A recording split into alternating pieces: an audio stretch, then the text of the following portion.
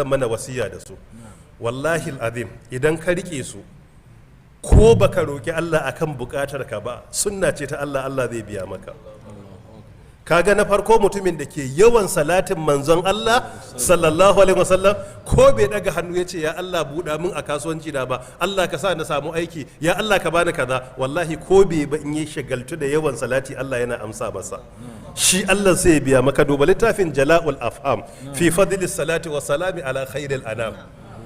Kai ta salati ga fiyayyen halitta ko baka faɗi damuwarka ba, Allah ta'ala yana riskan zuciyarka ya biya maka.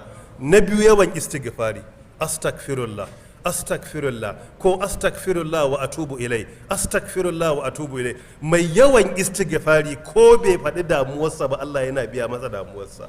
Duk yadda kake cikin kacaniya, kar a same ka da wasa da astaghfirullah astaghfirullah, musamman a ƙarshen dare. Mu rika yawan dagewa 3 na dare 4 na dare zuwa 5 na dare, a same ka da yawan istighfari. Masu istighfari ko ba su faɗi damuwarsu ba, Allah yana riskan bukatunsu ya biya musu, har ma a biya musu damuwar da su